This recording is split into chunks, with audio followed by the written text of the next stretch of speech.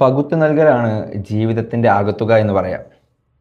നമ്മുടെ സമയത്തെ, നമ്മുടെ മൂല്യങ്ങളെ, അറിവിനെ, ആരോഗ്യത്തെ എല്ലാം പകുത്തു നൽകുന്നതാണ് ജീവിതത്തിൻ്റെ ഒരു ആകത്തുക എന്ന് പറയുന്നത്. ഒരു കഥ പറഞ്ഞു തുടങ്ങാം. പണ്ട് ഗുരുകുല സമ്പ്രദായം നിലവിൽ നിന്നിരുന്ന കാലം, രാജാവ് തൻ്റെ 3 മക്കളെ ഗുരുവിൻ്റെ അടുക്കിലേക്ക് ആക്കുന്നുണ്ട് അറിവ് സമ്പാദിക്കാൻ.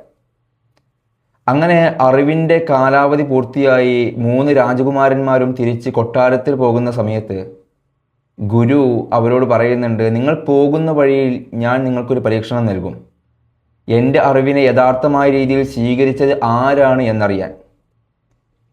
ഗുരു അവരെ യാത്രയാക്കി ഒരുപാട് ദൂരം താണ്ടിയപ്പോൾ വഴിയിൽ ആരോ കല്ലും മുള്ളുമെല്ലാം വെച്ച് വഴി തടസ്സപ്പെടുത്തിയിട്ടുണ്ട്.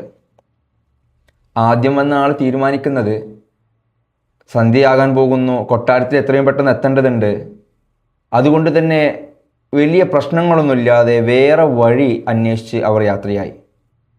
രണ്ടാമത് വന്നയാൾ നോക്കുമ്പോൾ സന്ധ്യയാകാൻ പോകുന്നു. അവിടെ കൊട്ടാരത്തിൽ തൻ്റെ അമ്മയും മറ്റും കാത്തിരിക്കുന്നുണ്ടാകും. ഒരൽപ്പം കാലിൽ മുറിവ് പറ്റിയാലും പെട്ടെന്ന് എത്താൻ വേണ്ടി ചാടിക്കടന്നു പോകാമെന്ന് തീരുമാനിച്ച് ആ രാജകുമാരൻ ചാടിക്കടന്ന് കാലിലെ ചെറിയ മുറിവൊന്നും കാര്യമാക്കാതെ യാത്രയായി. മൂന്നാമത്തെ ആൾ വരുന്നു. നോക്കുന്ന സമയത്ത് സൂര്യൻ അസ്തമിക്കാറായിട്ടുണ്ട്. അതിലൂടെ ഇനിയും ഒരുപാട് വഴിയാത്രക്കാർ വരാനുണ്ട്. അങ്ങനെ എല്ലാം ചിന്തിച്ചപ്പോൾ അയാൾ തീരുമാനിച്ചു, എൻ്റെ ഒരൽപ്പം സമയം പോയാലും പ്രശ്നമല്ല, ഈ വഴി നന്നാക്കാം. അങ്ങനെ മൂന്നാമത്തെ രാജകുമാരൻ ആ വഴിയെല്ലാം നന്നാക്കുന്നതിനിടയിൽ ഗുരു അവിടെ പ്രത്യക്ഷപ്പെട്ടു എന്നാണ്. എന്നിട്ട് പറയുന്നുണ്ട്, ഇതെൻ്റെ പരീക്ഷണമായിരുന്നു.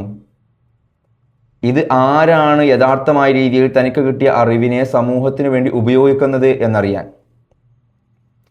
ഇങ്ങനെ പലരും പലതും സമർപ്പിച്ചത് കൊണ്ടാണ് നമ്മളൊക്കെ ഇന്നീ യുഗത്തിൽ ഇങ്ങനെ ടെക്നോളജികളും മറ്റും യൂസ് ചെയ്യുന്നത്. ടെലിഫോൺ ഉപയോഗിക്കാൻ നമ്മൾ ഒരുങ്ങുമ്പോൾ, മൊബൈൽ ഫോൺ ഉപയോഗിക്കുമ്പോൾ ഇതിൻ്റെ ഒരു തുടക്കമുണ്ട്. ടെലിഫോൺ ആദ്യമായി കണ്ടുപിടിക്കുന്നത് ഗ്രാം ബെഹൽ എന്ന് പറയുന്നൊരു മനുഷ്യനാണ്. അദ്ദേഹം ഒരുപാട് സംസാരിക്കാൻ കഴിയാത്ത, കേൾവിശക്തിയില്ലാത്ത കുട്ടികളെ പഠിപ്പിക്കുന്ന അധ്യാപകനായിരുന്നു. അതിലൂടെ സൗണ്ടിനെ കുറിച്ചുള്ള അറിവുകൾ പഠിച്ച് അങ്ങനെ ഒരു ടെലിഫോൺ കണ്ടുപിടിക്കുന്നു. അദ്ദേഹം ആദ്യം വിളിക്കുന്നത് തൻ്റെ ഭാര്യക്കാണ്. പക്ഷേ ഭാര്യയ്ക്ക് ചെവി കേൾക്കില്ലായിരുന്നു. പിന്നെ വിളിക്കാനുള്ളത് അമ്മയാണ്. അമ്മക്കാണെങ്കിൽ സംസാരിക്കാൻ കഴിയില്ല. അയാൾക്ക് ഒട്ടും ഉപകാരമില്ലാത്തൊരു വസ്തുവാണ് ടെലിഫോൺ. എന്നിട്ടും അയാളുടെ എത്രയോ മൂല്യമുള്ള സമയങ്ങളെ, മൂല്യമുള്ള ബന്ധങ്ങളെ, സുഹൃത്ത് ബന്ധത്തെ എല്ലാം അവഗണിച്ച് അയാൾ നമുക്കിങ്ങനെ പകുത്തു തന്നതിൻ്റെ ബാക്കിപത്രമാണ് നമ്മളിന്ന് ഉപയോഗിച്ചു കൊണ്ടിരിക്കുന്നത്. തൊട്ട് മുമ്പത്തെ വീഡിയോയിലൊക്കെ പറഞ്ഞിട്ടുണ്ട്, സോക്രട്ടീസ് മരണാസന്നനായി കിടക്കുമ്പോൾ ഭാര്യ ചോദിക്കുന്ന ഒരു ചോദ്യത്തെ, നിങ്ങൾക്ക് എന്തെങ്കിലും കടങ്ങൾ ബാക്കിയുണ്ടോ? ആ സമയത്ത് പറയുന്നുണ്ട്, പണ്ട് എവിടെയോ ഒരു അമ്പലത്തിൽ ചെയ്തു തീർക്കാനിരുന്നൊരു നേർച്ചയെക്കുറിച്ചാണ്. പിന്നെയും ഭാര്യ ചോദിക്കുന്നുണ്ട്, മറ്റെന്തെങ്കിലും കടങ്ങളുണ്ടോ? സോക്രട്ടീസ് ചെറിയൊരു ചിരിയോടെ ചോദിക്കുന്നുണ്ട്, ആ കടങ്ങളൊക്കെ ഞാൻ എങ്ങനെ വീട്ടാനാണ്? ആ കടങ്ങളൊക്കെ ഞാൻ എങ്ങനെ വീട്ടാനാണ്? എന്നെ ഞാനാക്കിയ അനേകം മനുഷ്യരോടുള്ള കടത്തെ. നമ്മൾ സത്യത്തിൽ കടക്കാരാണ്.